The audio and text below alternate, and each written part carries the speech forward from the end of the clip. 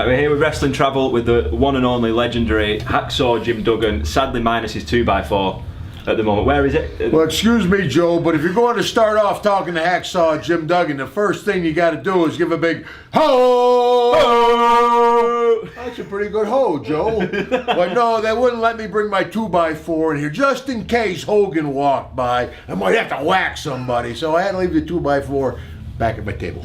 So here at Wrestling Travel, what we do is we take WWE felt wrestling fans in general all around the world to big events, WrestleMania, the Royal Rumble. As a performer in many WrestleManias yourself, how important is that international fan element when you go to these big shows? Well, it's amazing the appeal of professional wrestling and the WWE, probably in particular, around the world. You know, I do a lot of charity events in America with the NFL, the American football team, and Major League Baseball. And I was always asked those guys, I'm like, world champions? Where in the world do you boys go? And the NFL guys are like, well, we go to London. I'm like, well, that's like going to the West Coast. Are you kidding me? You know, in my 40 years of wrestling, I wrestled in every state in the Union, every province in Canada, in 30 different countries. It's hard to think of 30 countries, you know. Tom Brady is a big NFL star in America, probably the biggest. I said, nobody knows Tom Brady down in Christchurch, New Zealand, but they'll go, ho! So, yeah, it's unbelievable. So be able to bring people from all, I think they had people from like 40 countries at the last WrestleMania, which you would know better than me. But of course, it's an event. It's not just a show. It's the whole weekend. Of course, they have fan access and a lot of things satellite around WWE. WrestleCon, which is a great event, and other things are going on. So it's just not the show you come in and do WrestleMania and leave. And of course now they have Raw after it. And it's a whole weekend. Of course, this year coming to Tampa, it's people just love coming to Florida anyway. So you mentioned there that you've wrestled every state in the Union, every province in Canada. During those territory days, like during the NWA and stuff, which was your favourite territory to work and your least favourite territory to work? Probably West Texas was the worst because that was still long before sports entertainment. So if I was a bad guy in West Texas, just coming back and forth from the ring was very dangerous. People would spit on you and punch you. You'd have to walk out to your car with a group of guys. You wouldn't walk out by yourself. It was a tough territory that way, and actually that's where the 2x4 came from.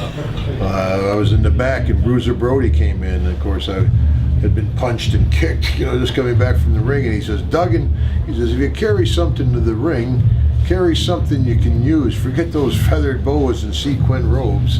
And I just happened to look down, and there was a 2x4. I picked it up, and I came out waving it around, and those people scattered like I was parting the Red Sea, and been carrying a 2x4 ever since. Yeah, I would pay good money to see you in a feather boa, and I think you would suit that look very well. I'm at room 128. Come by later. I'm a married man. That's not. So, you said so that was like your least favourite territory. What was your favourite? Mid-South. A lot of driving in Mid-South, but we were all a bunch of young guys, and every night was a party. You'd party New Orleans one night, Houston the next night, and you lived on the road. But it was a great time looking back at it. 3,000 miles a week, so you're driving a lot. But guys were very close back then because you'd have all the guys traveling the car together and be going over stories, coming up with storylines, coming up with angles. And that's probably one of the things that's missing today, I think. But it's hard to argue with success with 80,000 people at Mania. So they're doing something right. You said there you're spending a lot of time on the road in Mid-South. Have you got any road stories you could share with us? Any particular stand out as being No, I think you'd have infamous? You'd probably have to buy the book for that one, brother. But no, there's 1,000 stories. I traveled with Jake the Snake Roberts was in my wedding 30 years ago. I wrestled Andre the Giant 54 nights straight. I mean, it's hard to cap one story, but most folks ask, what was you remember most about your career in wrestling? And winning the Royal Rumble is probably the biggest feather in my cap, the first ever Royal Rumble.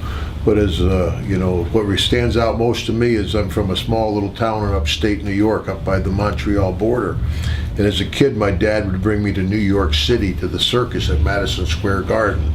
So as an adult, you can imagine pulling up in front of Madison Square Garden, see Hacksaw Jim Duggan versus Andre the Giant. I mean, a double whammy.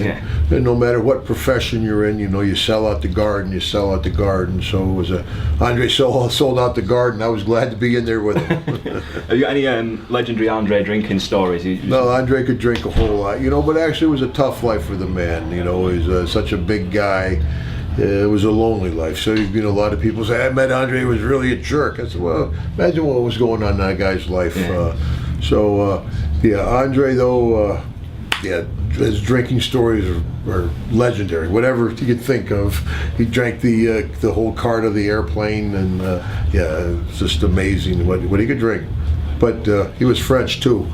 So, what was he like to work with? He said like 54 nights in a row. You must have had great chemistry to be able to pull that off. Yeah, you either got along with the boss or you didn't. But I wrestled him as a very young kid when I was like 1980, and when I was working for High Chief Peter Maivia in Hawaii.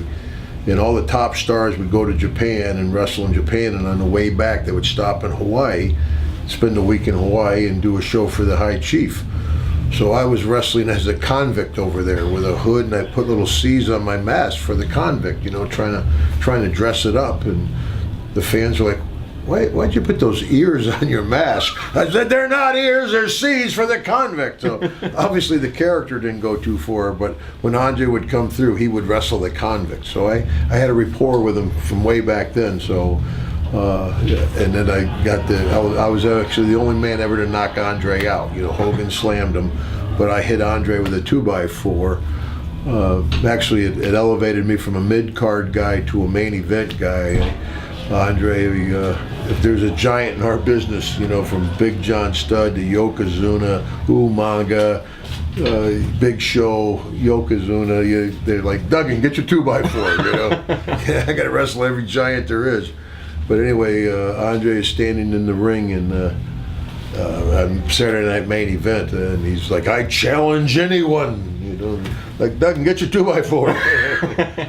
But I ran down and I challenged Andre, and when he went to grab me, his thumb hit me in the lip and just split my lip wide open. I mean, and just blood is cascading down my chest, and he's got me by the throat. He's choking me down. I'm down on the floor. I'm almost out. I feel around. Boom! I get my 2x4.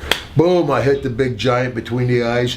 He goes crashing down like a huge red oakwood tree. WWF goes off the air with me standing over Andre the Giant, covered in blood with the 2x4. Ho ho! With the lip flipping a little bit, and that bumped me from a mid-card guy to a main event guy. And of course, if I didn't have that rapport with Andre, I don't think he would have done that for me. So you've obviously worked with so many huge stars over the course of your career, and again, as we said, you've worked everywhere there is to work.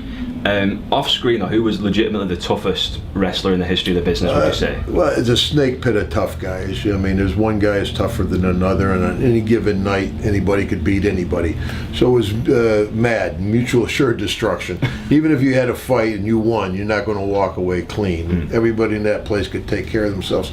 But in general, a tough guy is different than a guy who would win on the mat. As you see, the MMA, a lot of strikers don't. It's usually the wrestler that wins.